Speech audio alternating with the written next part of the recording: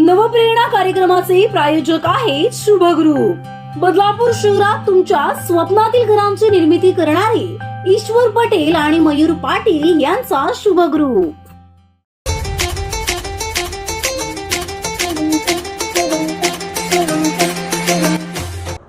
स्त्रीचं असणं नसणं दोन्ही सारखं असतं। स्त्रीचं असणं पण स्त्री नसणं दोन्ही सारखंच असतं। स्त्रीचं स्त्री म्हणून वागवून घेणं सोपं असतं, पण त्याच स्त्रीला स्त्री म्हणून वागायला लावणं मात्र कठीण असतं। जरी स्त्रीला भातुकलीचा खेळ आवडला तरी आकाशातलं उडणारं उंच विमान मात्र तिला हवं असतं। आणि अशाच आकाशात उंच झेप घेणाऱ्या महिला परंतु समाजापासून लांब असणाऱ्या महिला यांची आपण आज मुलाखत घेतोय। नवरात्रीच्या माध्यमातून आपण नवप्रेरणा पर्व 3 ला सुरुवात करतोय। आजचा आपला पहिला दिवस आहे। नमस्कार, आपले बदलापूरमध्ये मी श्रद्धा तुम्हा सर्वांचं स्वागत करते। आपले बदलापूर प्रस्तुत नवप्रेरणा पर्व 3 मध्ये तुम्हा सर्वांचं स्वागत। खरं तर याच माध्यमातून दरवर्षी वेगवेगळ्या क्षेत्रामध्ये वेगवेगळे आपलं कार्य बजावणाऱ्या, खूप चांगलं नाव कमावणाऱ्या आणि समाजाला चांगला संदेश देणाऱ्या या अशा ज्या काही महिला आहेत त्या महिलांची मुलाखत आपण घेतोय। त्या स्त्री शक्तीचा सन्मान आपण करतोय। आज पहिला दिवस आहे नवरात्रीचा। तुम्हाला सगळ्यांना खूप शुभेच्छा नवरात्रीच्या। आणि याच पहिल्या दिवसाचं औचित्य साधत आपल्यासोबत आज जोडल्या गेल्या आहेत आणि आपण ज्यांच्यासोबत आज संवाद साधणार आहे त्या आहेत बाल हक्क संरक्षण संघ जो आहे त्याच्या ठाणे जिल्हा अध्यक्षा दक्षता भावेश तांबे। स्वागत आहे तुमचं। नमस्कार।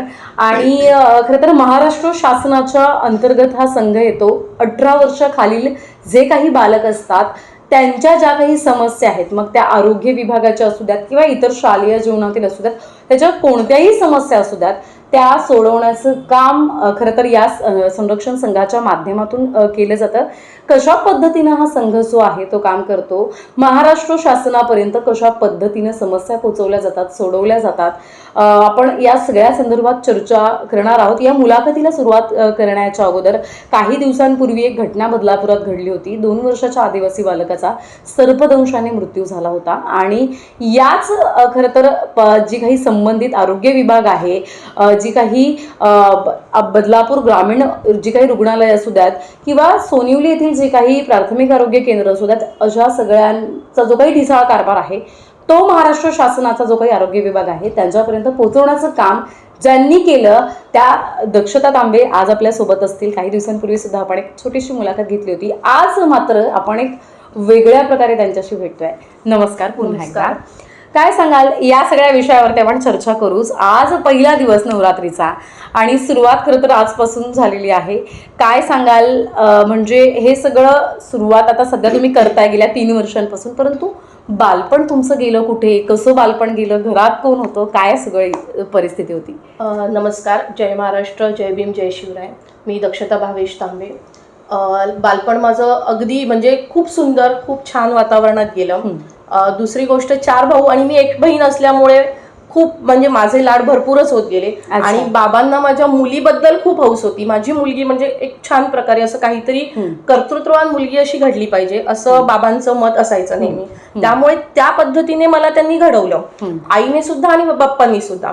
पप्पा मला म्हणजे प्रत्येक वेळी की बाबासाहेबांचे महाराजांचे दाखले देत देत मी मोठी झाले। म्हणजे ते शिकवण घेत घेत मी म्हणजे माझ्या विचारांची प्रगल्भता वाढत गेली आणि मी ते घेत घेत मोठी होत गेले।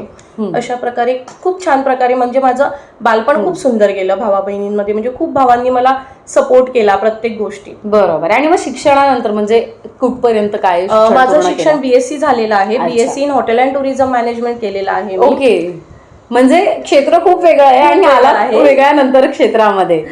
ऍक्च्युली घरातलं वातावरण, बाबा माझे एअर इंडिया एम्प्लॉईज युनियनचे सेक्रेटरी होते। एअर इंडिया जॉबला होते बाबा। आणि आमच्याकडे भरपूर लोक अशी यायची की ज्यांच्या समस्या असायच्या। पप्पा सामाजिक कार्यकर्ते होते आणि भरपूर अशा समस्या घेऊन यायचे। अक्षरशः 4-4 वाजेपर्यंत कधी कधी आम्ही झोपायचो नाही लोकांच्या समस्या सोडवण्यासाठी। म्हणजे बाबा एवढे तत्परतेने त्यांच्या समस्या सोडवण्यात म्हणजे मग्न असायचे असं।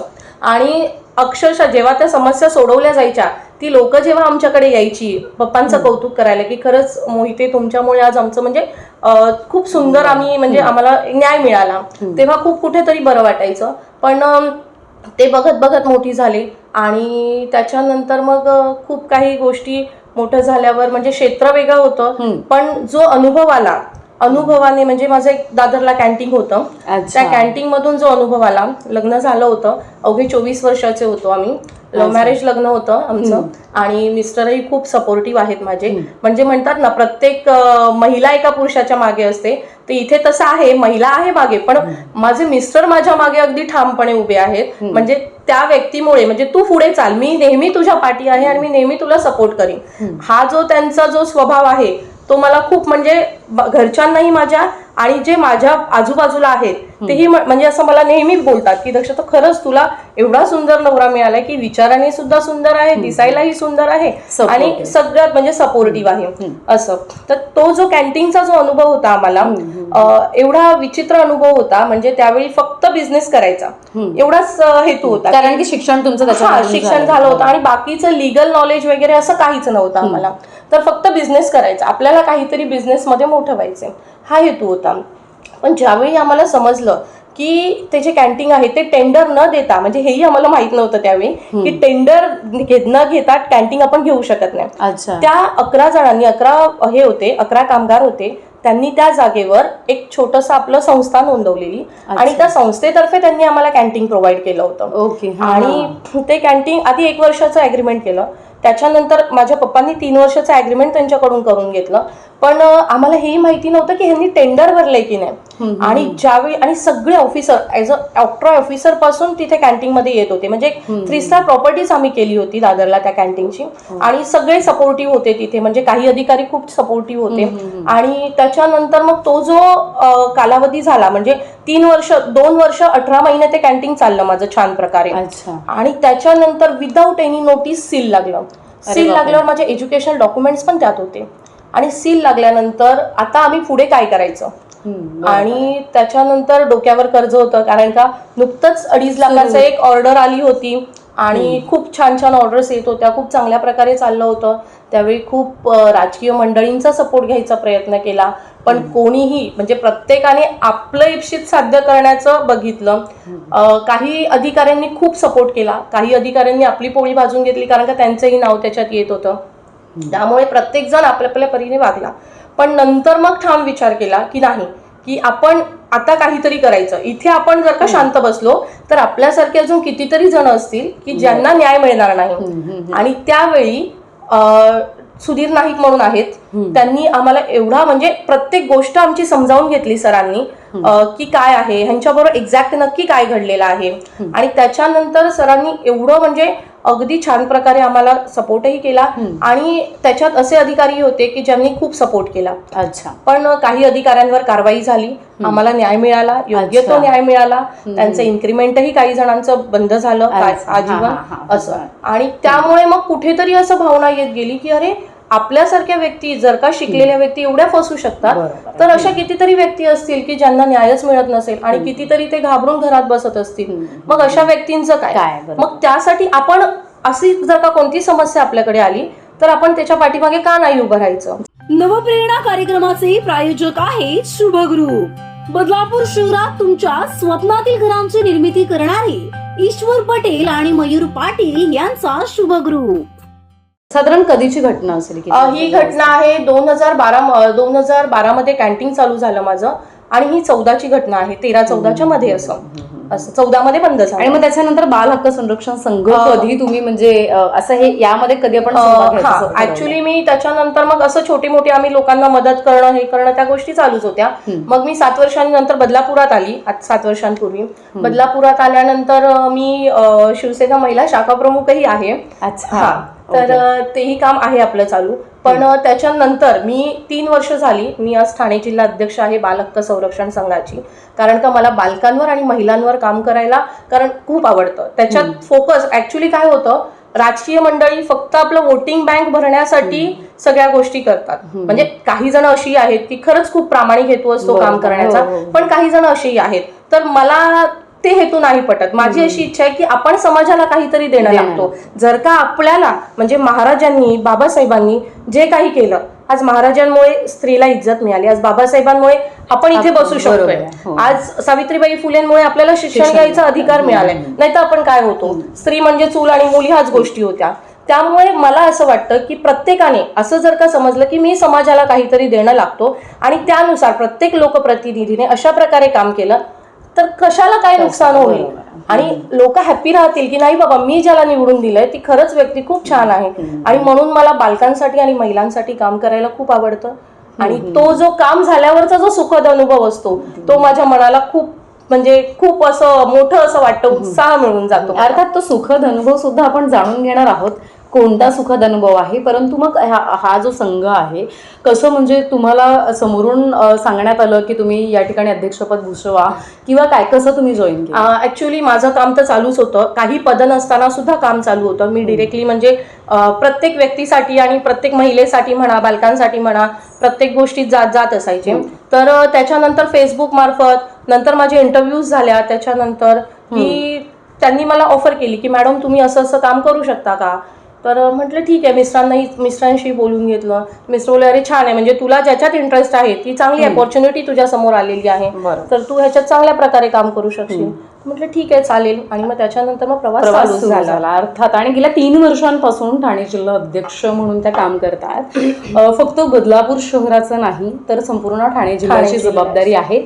बाल हक्क संरक्षण संघ जो आहे तो नेमका काय आणि कोणत्या समस्येवरती काम करतो, कारण की बदलापूर असू द्यात, ठाणे जिल्हा असू द्यात, बरेच म्हणजे समस्या तर प्रत्येकाला असतात, पालकांना असतात, विद्यार्थ्यांना असतात, म्हणजे जेणेकरून ते तुमच्यापर्यंत पोहोचू शकतील. काय काम करतं हे संघ नेमकं? आता आमचे पहिलं संघाने काय केलं, प्रत्येक ठिकाणी जिल्हा अध्यक्ष नेमले. एक जळगाव झाला, नाशिक झाला, प्रत्येक म्हणजे ऑल ओव्हर महाराष्ट्रात आमचे जिल्हाध्यक्ष आहेत आणि त्यानुसार आम्ही तो फोकस ठेवून आम्ही काम करतोय. आणि ह्याच्यात ज्या आयोगाच्या अध्यक्ष आहेत राज्यमंत्री सुशीबेन शहा, यांचाही खूप म्हणजे खूप अशी सुंदर व्यक्ती आहे ती की कधीही आम्ही कोणताही प्रस्ताव त्यांच्याकडे चांगल्या प्रकारचा घेऊन गेलो की त्या प्रस्तावात ती व्यक्ती आम्हाला सपोर्टिव्ह आहेच प्रत्येक गोष्टीत. आणि संघ अशा प्रकारे काम करतोय की शाळांसाठी म्हणा, बालकांसाठी म्हणा, म्हणजे पॉस्को कायद्यापासून सगळ्या प्रकारचं जे शिक्षणाचं बाजारीकरण चालू आहे त्याच्यावर काम करतो. ज्या लोकांना दाखले मिळत नाहीयेत शाळेतून त्याच्यावर काम करतो. अगदी लहान मुलांचे फोटो काही जण काढतात, तेही चुकीचं आहे. फोटो काढून व्हायरल करणं, समजा एक मुलगी असेल 14-15 वर्षाची, आज तिचा फोटो काढलाय, तो फोटो जर का समजा व्हायरल झाला, कोणी त्याच्यावर म्हणजे कमेंट्स केल्या घाणेरड्या, तर तेही चुकीचं आहे. आश्रमांवर आपण काम करतो, अशा विविध ठिकाणी आपण त्या गोष्टीत सक्रिय आहोत. आतापर्यंत म्हणजे 3 वर्षांमध्ये तुम्ही बरेच प्रश्न सोडवले असतील, कारण की आताच आपण पाहिलं 1-2 प्रश्नांमध्ये बदलापूरच्या तुम्ही स्वतः पुढाकार घेतला, मागणी केली, पाठपुरावा करताय त्याचा सतत तुम्ही. आतापर्यंत किती साधारण तुम्ही म्हणजे बालकांचे प्रश्न सोडवले असतील आणि किती यश आलं हे सगळे प्रश्न सोडवायला तुम्हाला? तसे प्रश्न भरपूर सोडवले आहेत आपण बालकांचे, पूर्ण माझा फाईलचा बंचच आहे तो. पण मुद्दा असा आहे की ह्याच्यातून म्हणजे सगळ्या गोष्टीतून एक सुखद अनुभव असा मिळाला की एक महिला मलाडला राहत होती. मलाडहून तिचे मिस्टर ऑफ झाले.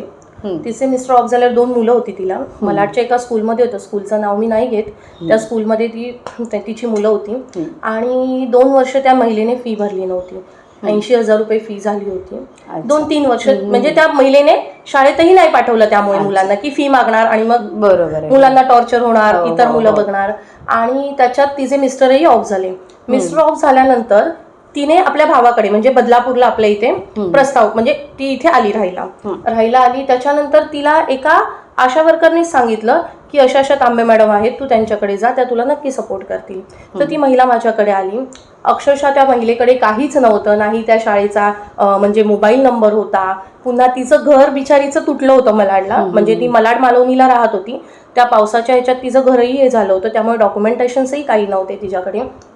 मग आयोगाला मी अर्ज करून आयोगातर्फे तिकडे आपण त्या शाळेवर म्हणजे जी शाळा होती त्या शाळेला कॉल करून त्या शाळेला एक लेटर पाठवून की असं असं महिला आहे आणि त्या महिलेच्या मुलांना, शशिका ओवाळ म्हणून त्या महिलेचं नाव, त्या महिलेच्या मुलांना दाखले मिळणं गरजेचं आहे, कारण का त्यांचं पुढचं भवितव्य काय.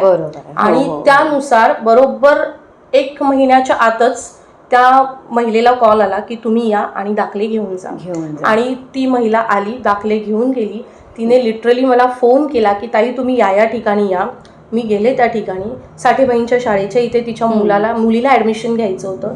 बाईंना तिथे सांगितलंही, शाळेत ॲडमिशनही आपण करून दिलं तिथे. बाईंनी खूप सपोर्ट केला. पण तिथे अक्षरशः त्या महिलेने माझ्या पायावर डोकं टेकलं. मला अक्षरशः एवढं गहिवरून आलं की आज मी या महिलेसाठी एवढं केलं की म्हणजे ती पायावर डोकं ठेवते. मी अक्षरशः तिला जवळ घेतला आणि मिठी मारली. म्हटलं नाही, मी तुमच्यासाठी म्हणजे मला जे करता येत होतं तेवढं मी तुमच्यासाठी केलं. म्हणजे हा एक सुखद अनुभव. असे भरपूर अनुभव आहेत, पण हा एक म्हणजे माझ्या जिवारी लागणारा अनुभव होता हा. आणि मग समजा आता यामध्ये काम करत असताना एखादी अशी समस्या की खूप पाठपुरावा करावा लागलाय, खूप वारंवार प्रशासनाच्या मागे लागावं लागलंय, असं काही कधी अनुभव आहे ना? असं आपल्या बदलापूर गावात तळ्याची वाडी आहे, ठाकूरवाडी आहे, तिकडची मुलं आहेत. असं प्रकरण आहे की आदिवासी मुलं आहेत. ती 147 मुलं आतापर्यंत आपल्याला सापडली. त्यांची लिस्टही दिली आहे पालिकेत. पण काय होत होतं, त्या मुलांचा पाठपुरावाच होत नव्हता. त्या मुलांचे बर्थ सर्टिफिकेट्स नव्हते. आता बर्थ सर्टिफिकेट्स नसल्यामुळे त्या मुलांचं आधार कार्ड बनत नव्हतं. आधार कार्ड न बनल्यामुळे शाळेतून ज्या फॅसिलिटीज येतात गव्हर्नमेंट स्कूलमधून किंवा आज प्रत्येक ठिकाणी आधार कार्ड मस्ट होते, त्यामुळे त्यांना त्या फॅसिलिटीज मिळत नव्हत्या. त्यामुळे मग ती मुलं कुठेतरी शिक्षणापासून वंचित राहत होती. तर ह्याचा पाठपुरावा करताना काही आशा वर्कर आहेत, त्यांनी माझ्या निदर्शनास ते आणून दिलं की मॅडम असा असा प्रकार आहे, तर काय करू शकतो आपण या मुलांसाठी. तसंच ते मी बघितलं. त्या मुलांवर जरा चौकशी केली त्या गोष्टीची सगळी आणि आपल्या पालिकेत अर्ज केला. गोडसे साहेबांनी खूप सपोर्ट केला. गोडसे साहेब बोललेही की आपण त्यावर एक कमिटी बनवूया आणि कमिटी बनवून त्याच्यावर आपण काम करूया. पण कसं असतं, प्रशासनाचं काम आहे, थोडंसं डिले होणं अर्थातच आहेच. पण मी ज्या वेळी जायची त्यावेळी सपोर्ट व्हायचा. म्हणजे असं व्हायचं की मला पुश करावं लागायचं. अक्षरशः मी म्हणजे मला त्याच्यात काही फायदा नव्हता किंवा मला काही फोटोग्राफी करायची नव्हती किंवा काही नाही. हेतू एकच होता की त्या मुलांना शिक्षण मिळावं, ते शिक्षणापासून कुठेही वंचित राहू नये, हा म्हणजे हेतू होता. तर तो समोरच्यालाही म्हणजे जे अधिकारी होते त्यांनाही कळालं की ह्या महिलेचा हेतू असा आहे, चांगला आहे. मग त्यांनी त्याच्यानंतर मग एक GR निघाला की त्यांना विदाऊट एनी कॉस्ट म्हणजे तुम्ही ॲफिडेव्हिट करून घ्यायचं कल्याण कोर्टात जाऊन. मग ते काही पालकांना नेण्यात आलं तिथे बर्थ सर्टिफिकेटसाठी, ॲफिडेव्हिटसाठी. पण तिथे असंही निदर्शनास आलं की ते काम पालिकेने, मी आणि काही आशा वर्कर म्हणजे असं आम्ही सगळ्यांनी तिथे फोकस केला. पण त्याचं फोटो काढायला मात्र कोणीतरी दुसराच बेनिफिट घेऊन गेलं. पण ठीक आहे, सगळ्यांना माहिती होतं आणि इट्स ओके, बेनिफिट घेतलेल्याचा काही इश्यू नाही, घेऊ दे. म्हणजे पण मला काय बोलायचंय, जर का तुम्हाला बेनिफिट घ्यायचंय तर तुम्ही त्या प्रकारे पुढाकार करा आणि तुम्ही पुढाकार घेतलात, तिथे काम केलात तर इतर कोणाला पुढाकार घ्यायची गरज नाही लागत. पण मग आता सध्या काय परिस्थिती आहे, सुरू आहे? हो, सुरू आहे. पण मी वारंवार तिथे म्हणजे आपल्या नगर परिषदेत जाऊन वारंवार चौकशी करत आहे की काय चालू आहे काय नाही. नगरपालिकाही त्याप्रमाणे सगळं करत आहे व्यवस्थितरित्या. पण तिथे पुश करणं किंवा माहिती घेणं तेही तितकंच गरजेचं आहे. कारण का कधी कधी असंही होतं की कामाचा व्याप भरपूर आहे, त्यामुळे काही गोष्टी राहूनही जातात. पण त्यासाठी आपल्यालाही त्या अधिकाऱ्यांना पुश करणं किंवा त्या अधिकाऱ्यांना सांगणं की नाही बाबा ह्या गोष्टी होणं गरजेचं आहे, ती मुलं अशी असेल. कारण का आदिवासी समाज जो आहे तो स्वतःहून पुढे येणारा नाही, कारण का तिथे आपल्याला तिथे स्वतःहून पोचावं लागणार आहे. त्यामुळे त्या गोष्टी होणं गरजेचं आहे. अर्थात आणि आता 1 ऑक्टोबर पासून जन्म दाखला कंपल्सरी केलेला आहे आणि त्यासाठी आता हे म्हणजे प्लस पॉईंट झाला की तुम्ही आधीच त्याचा पाठपुरावा केला. हे झालं शिक्षणाच्या संदर्भात. नवप्रेरणा कार्यक्रमाचे प्रायोजक आहेत शुभ ग्रुप. बदलापूर शहरात तुमच्या स्वप्नातील घरांची निर्मिती करणारे ईश्वर पटेल आणि मयूर पाटील यांचा शुभ ग्रुप. आरोग्य व्यवस्थेवरती आपण सध्या बोलूयात. आरोग्य व्यवस्था सुद्धा बदलापूरची तुम्हाला काय वाटतं, पुरेपूर आहे? लहान मुलांसाठी असू द्यात किंवा मोठ्यांसाठी असू द्यात, पुरेपूर आहे? असेल नसेल म्हणजे काय बदल होणं यामध्ये गरजेचं आहे? ऍक्च्युली बदलापुरातच नाही, इतर ठिकाणीही आरोग्य व्यवस्था ही प्रॉपर पाहिजे. कारण का सरकारचं ते कामच आहे की लोकांना आरोग्य व्यवस्था ही, आपण 5 मूलभूत गरजांपैकी आरोग्य व्यवस्था ही एक गरज आहे आणि ती अगदी मूलभूत झालेली आहे आजकाल. त्यामुळे ती एक प्रॉपर असणं खूप गरजेचं आहे. आज बदलापुरात, आमच्या बदलापूर गावात लोकसंख्या वाढते, झपाटीने लोकसंख्या वाढते. तिथे सरकारी रुग्णालय आहे. मग तिथे डिलिव्हरीज होणं खूप गरजेचं आहे. डिलिव्हरीसाठी प्रॉपर तिथे डॉक्टर असणं खूप गरजेचं आहे, किंवा 24 तास डॉक्टर असणं खूप गरजेचं आहे. कारण का लोकसंख्या झपाटीने वाढते. आजच्या दृष्टिकोनातून बघायला गेलो आपण तर पैशाचा लोकांकडे अभाव आहे. कोणताही सोंग आणू शकतो, पैशाचा सोंग आणू शकत नाही. आज जर का तिथे माझी अशी इच्छा आहे खूप मनापासून की आमच्या बदलापूर गावात जसं आधी होतं की तिथे डिलिव्हरीज होत होत्या, असं मला असं सांगण्यात आलं की तिथे आधी डिलिव्हरीज होत होत्या. तर माझी अशी इच्छा आहे आता त्या डिलिव्हरीजसाठी ती जागा उपलब्ध करून द्यावी, डिलिव्हरीज व्हाव्यात. का आताची लोकसंख्या झपाटीने वाढते गावातली, त्यामुळे तिथे डिलिव्हरीसाठी सोय झाली तर ग्रामीणमध्ये किंवा सेंट्रलमध्ये पडायची वेळ लागणार नाही लोकांना. कारण का नेहमी प्रत्येक वेळी व्हेकल असतंच असं नाही, प्रत्येक जण पुरेसा पैशाने मुबलक असतोच असं नाही, असा मुद्दा आहे. त्यामुळे तिथे ती होणं खूप गरजेचं आहे. आता आपण त्या दिवशीच पिंपवलीचं प्रकरण पाहिलं बारब्या, त्यामुळे तिथे त्या मुलाला नाहक जीव गमवावा लागला. तेच जर का व्यवस्थितरित्या तिथे औषध उपचार झाला असता तर तो आज मुलगा आपल्यात असता. मग ह्या गोष्टी होऊ नयेत यासाठी आपण म्हणजे पूर्ण समाजाने, आणि मला असं वाटतं महिलांनी जास्त पुढाकार घेणं गरजेचं आहे. कारण का एक स्त्री विश्व घडवते, ती स्त्री जर का पुढाकार घेईल तर सगळ्या गोष्टी सुरळीत होतील. आणि माझ्या बरोबरच्या ज्या महिला भगिनी आहेत, म्हणजे आम्ही एक व्हॉट्सअप ग्रुपच केलाय, प्रत्येक महिला असं आम्ही केलंय की प्रत्येक महिला ही सडेतोडच पाहिजे. जे काही चुकीचं घडत असेल तिथे ती बोललीच पाहिजे, न्यायाला म्हणजे अन्यायाला वाचाही फोडलीच पाहिजे तिने. तर अर्थात आपण आरोग्य व्यवस्था बदलापूरची कशी हवी किंवा ठाणे जिल्ह्याची संपूर्ण कशी हवी हे आपण याची माहिती करून घेतली. कारण की अजूनही लहान मुलांना जर उपचार घ्यायचे असतील तर आपण मुंबईच्या दिशेने पळतोय. बरेच पालक पळतात, वाडिया हॉस्पिटल असू द्यात, इतर टाटा रुग्णालय असू द्यात तिथे पळतात. का तर बदलापूर असू द्यात किंवा आजूबाजूच्या शहरामध्ये सुद्धा हवी तेवढी पुरेशी सोयी सुविधा उपलब्ध नाही आहेत, उपचार उपलब्ध नाही आहेत. त्यामुळे आपल्याला इतर शहर गाठावं लागतंय. त्याच सगळ्या सुविधा बदलापुरात असाव्यात अशी मागणी या ठिकाणी करण्यात आलेली आहे.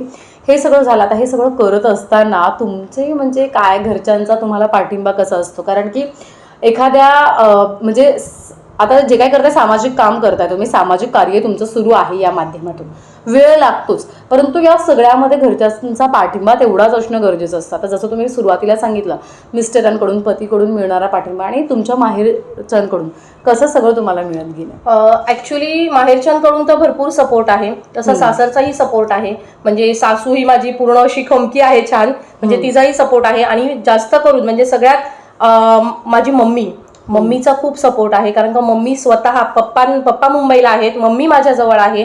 आणि पप्पांनी तिला स्ट्रिक्टली सांगून ठेवलेलं आहे की माझी मुलगी हे जे काम करते त्याच्यासाठी तुझा सपोर्ट अगदी पाहिजे. कारण का मला 2 मुली आहेत, मुलींना सांभाळायला माझी मम्मी आणि माझ्या 2 काकी आहेत ज्या माझ्या बाजूला राहतात पण माझ्यासाठी माझ्या आईप्रमाणे आहेत. एक मंजुळा उभारे म्हणून आहेत आणि एक आशा शिंदे म्हणून आहेत. नेहमी दोघीही सतत सोबत असतात आणि त्यांचा म्हणजे ह्या तिघींचा पाठिंबा मला खूप आहे. मिस्टरांचा आहेच, सासूचाही आहे, घरच्यांचा, माहेरच्यांचा, सासरच्यांचा, म्हणजे पूर्ण एकंदरीत फॅमिली बघायला गेली तर ती अन्यायाविरुद्ध वाचा फोडणारीच आहे, सासरची मंडळी आणि माहेरची मंडळी. पण ह्या तिघींचा सपोर्ट मला भरपूर आहे. म्हणजे मानावे तेवढे उपकार कमी असतात ना आईचे, तसं त्या तिघी माझ्यासाठी आहेत असं. अर्थात आणि कोणत्याही क्षेत्रामध्ये जर आपल्याला यश प्राप्त करायचं असेल तर घरच्यांचा पाठिंबा आणि आपली मेहनत हे दोन्हीही असणं गरजेचं असतं, तर आपण तो सक्सेस जे आहे ते मिळवू शकतो. या व्यतिरिक्त काय म्हणजे तुम्हाला कसली आवड आहे, छंद वगैरे असे काय आहेत, जोपासले आहेत आता? कारण की आपल्याला लहानपणी बरंच वाटतं, बरेच वेगवेगळी स्वप्न असतात, असं काय आहे? नवप्रेरणा कार्यक्रमाचे प्रायोजक आहेत शुभ ग्रुप. बदलापूर शहरात तुमच्या स्वप्नातील घरांची निर्मिती करणारे ईश्वर पटेल आणि मयूर पाटील यांचा शुभ ग्रुप. माझा ऍक्च्युली मेन छंद असा की लोकांना मदत करणं, हा माझा खूप आवडता छंद आहे. ज्यावेळी लोकांना मदत तुम्ही करताय, लोकांना मदत केल्यानंतर जेव्हा ते काम पूर्णत्वास जातं ना, तेव्हा तो जो अनुभव असतो ना, जो मिळतो मला, तेव्हा असं रिलॅक्स वाटतं की छान. आणि दुसरा एक छंद अगदी डिफरंट आहे की मी जेव्हा टेन्शन मध्ये असते किंवा अगदी काही बर्डन असतं तेव्हा मी डान्स करते. अच्छा. की ते केल्यावर मी रिलॅक्स होते. म्हणजे तो माझा मी एकटीच थांबते तेव्हा आणि मी खूप डान्स करते आणि मग डान्स केल्यावर मला खूप रिलॅक्स वाटतं. कारण तो माझा उपजत छंद होता, पण माझे बाबा खूप स्ट्रिक्ट म्हणजे असं त्यांना वाटायचं नाही की मी नाही करू, पण असं वाटायचं नाही माझी मुलगी असं म्हणजे डान्स करणार का असं. तो एक लहानपणापासून उपजत छंद होता. मग माझा 3 नंबर भाऊ होता, तो मला असं गपचूप घेऊन जायचा कुठेही डान्स करायला, की एवढी मला हौस होती डान्सची असं. मग ते मी एकटी जेव्हा म्हणजे खूप बर्डन येतं, खूप अशी मी प्रेशराईज होते, त्यावेळी रिलॅक्स होण्यासाठी मी ते करते एकटीच. अच्छा, अरे वा, खूप छान. आणि छंद अजून जोपासलेत म्हणजे हो. लहानपणी जरी नाही करायला भेटलं तरी. आता आपला बाल संरक्षण संघ जो आहे त्याच्या माध्यमातून तुम्ही आता ठाणे जिल्हा अध्यक्ष आहात. नागरिकांना एक आवाहन करायचं झालं, त्यांच्या ज्या काही समस्या असतील आवाहन करायचं झालं याच निमित्ताने, तर काय तुम्ही आवाहन कराल? आव्हान असं आहे की प्रत्येक नागरिकाने वाट पाहत बसू नये. जे काही चुकीच्या गोष्टी होत आहेत त्याला तुम्ही वाचा फोडा, त्याला पुढाकार घ्या, त्या चुकीच्या गोष्टी होऊच देऊ नका. जेव्हा तुम्ही अन्यायाला प्रतिकार कराल, अन्यायाविरुद्ध लढाल, त्यावेळी तुमच्यात एक वेगळा कॉन्फिडन्स येईल आणि ती प्रत्येकाने करा. प्रत्येक महिलेने, प्रत्येक स्त्री पुरुषाने ती गोष्ट करणं आणि आपल्या मुलांना लहानपणापासूनच ह्या गोष्टी सांगा की एक संविधान काय आहे. तुम्ही जर का मुलांना संविधानाचे धडे दिलात ना लहानपणापासून, तर आपोआप तुमची मुलं त्यानुसार घडत जातील, असं माझा उद्देश आहे. कारण का मी माझ्या मुलींना लहानपणापासून ते धडे देते की असं आहे, तुझे हक्क हे आहेत, तुझे अधिकार हे आहेत, तू लोकांशी कसं वागलं पाहिजे, हे प्रत्येकाने आपल्या मुलांना शिकवणं आणि प्रत्येक स्त्री पुरुषाने पुढे येणं, अन्यायाला वाचा फोडणं हे खूप गरजेचं आहे. त्याच्यामुळे तुम्ही तुमच्या समस्या ज्या काही असतील तर तुम्ही नक्की मांडू शकता. जाता जाता मुलाखतीच्या शेवटीला जी काही स्त्री शक्ती आहे, काय आव्हान कराल त्या स्त्री शक्तीला? स्त्री ही विश्व घडवते. स्त्री आज माझ्या ज्या भगिनी आहेत प्रत्येकीत आदिशक्तीचं रूप आहे. तीच अंबा, तीच भवानी, तीच महालक्ष्मी, तीच आदिशक्ती, तीच दुर्गा. त्यामुळे ती ठरवेल तर काहीही करू शकते. आज एक स्त्री मुलं सांभाळून, घर सांभाळून, नवरा सांभाळून एक आपलं काम पूर्णत्वास नेऊ शकते. आज एक स्त्री विमान चालवू शकते, आज एक स्त्री चंद्रावर पोहोचू शकते, तर स्त्री काहीही करू शकते. आणि त्या स्त्रीला तेवढ्या प्रकारे प्रत्येक पुरुषाने इज्जत देणं तितकंच महत्वाचं आहे. म्हणजे आज आपण काही ठिकाणी बघतो पुरुष प्रधान संस्कृती आहे, पण त्यालाही महिला आज खोडून काढतायत त्या पुरुष प्रधान संस्कृतीलाही, कारण का महिला त्या प्रकारे पुढे जात आहेत. आणि माझा ह्या आपल्या मुलाखतीद्वारे मला महिलांना एक पुरवायचा आहे संदेश की आज आपण संविधानामुळे, बाबासाहेबांमुळे, महाराजांमुळे इथपर्यंत आहोत आणि सावित्रीबाई फुलेंमुळे आपल्याला शिक्षण घ्यायचा अधिकार मिळालाय. त्यांना कधीच विसरू नका. संविधानाने महिलेला एक हक्क आणि अधिकार प्राप्त करून दिले. त्यामुळे जर का संविधानावर काही घाला पडत असेल तिथे तुम्ही प्रॉपर उभे राहा. आज जी काही जगात परिस्थिती निर्माण झालेली आहे, आपल्या देशात जी काही परिस्थिती निर्माण झालेली आहे त्याचा पुरेपूर विचार करा आणि पुरेपूर विचार करून, कारण का जर का संविधानावर घाला पडला तर पहिला घाला स्त्री शक्तीवर पडणार आहे. स्त्री पुन्हा मूल आणि चूल या गोष्टीकडे वळणार आहे जे काही आहे. त्यामुळे आजच्या स्त्रीने पुढाकार घेऊन पुढे येणं, प्रत्येक गोष्टीत जागरूक राहणं हे खूप गरजेचं आहे. अर्थात तर आज आपण नवरात्रीच्या पहिल्या दिवशी संवाद साधला. आपल्यासोबत उपस्थित होत्या दक्षता तांबे, ज्या सध्या बाल हक्क संरक्षण संघाच्या ठाणे जिल्हा अध्यक्ष आहेत आणि गेल्या 3 वर्षांपासून स्वतःची जबाबदारी चोखपणाने ते पार पाडतात. अनेक बालकांच्या ज्या काही समस्या आहेत त्या शालेय शिक्षणासंदर्भात असू द्यात किंवा इतर आरोग्यासंदर्भात असू द्यात, प्रत्येक समस्येला वाचा फोडण्याचं, प्रत्येक समस्या सोडवण्याचं काम त्यांच्या माध्यमातून पुरेपूर प्रयत्न त्यांचे सध्या सुरू आहेत. पाठपुरावा वारंवार सुरू आहे आणि कुठेतरी अशा सुद्धा ज्या महिला आहेत, अशी जी काही स्त्री शक्ती आहे ती समाजापर्यंत पोहोचली पाहिजे. काय नक्की काम करते ही स्त्री हे समाजापर्यंत पोहोचलं पाहिजे. आणि याचमुळे अशा नवप्रेरणा पर्व 3च्या माध्यमातून आणि याआधी सुद्धा जे काही नवप्रेरणाच्या माध्यमातून आम्ही मुलाखती घेतल्यात, अशा महिलांना तुमच्या समोर आणतोय ज्यांना समाजामध्ये जेवढं त्यांनी पोहोचायला हवं तेवढं ते पोहोचले नाही आहेत. त्यामुळे अशा महिला तुमच्यापर्यंत पोहोचवण्याचं काम करतोय, जेणेकरून तुमच्यापर्यंत लक्षात राहील. आता तुम्हालाही ज्या काही समस्या तुमच्या बालकासंदर्भात असतील तर त्या तुम्ही दक्षता तांबे यांच्यापर्यंत पोहोचवू शकता. त्यांचा कॉन्टॅक्ट नंबर सुद्धा आम्ही देतोय. त्या नंबरवर तुम्ही संपर्क साधू शकता. ज्या समस्या असतील नक्की त्या पोहोचवण्याचा आणि सोडवण्याचा प्रयत्न करतील. तर आपले बदलापूरच्या माध्यमातून आपले बदलापूर प्रस्तुत नवप्रेरणा पर्व 3ची पहिली मुलाखत आणि पहिला जो काही संवाद आहे तो आपण आज साधला. या पुढच्या मुलाखतीमध्ये नवरात्रीच्या दुसऱ्या दिवशी सुद्धा आपण अशाच एका स्त्री शक्तीला भेटणार आहोत, अशाच एका स्त्रीला भेटणार आहोत की जिने समाजासाठी खूप चांगलं काहीतरी कार्य केलेलं आहे. अशा एका स्त्रीला आणि म्हणजे अप टू म्हणजे पूर्ण जमिनीच्या तळापासून तिने जी काही तिचं कार्य आहे ते तिने सुरू केलेलं आहे आणि स्वतःचं घर चालवते, समाजाला चांगला संदेश देण्याचा प्रयत्न करते. अशा स्त्रियांना आपण पुढच्या 9 दिवस जे आहेत ते भेटणार आहोत. तुर्तास इथेच थांबतोय. धन्यवाद.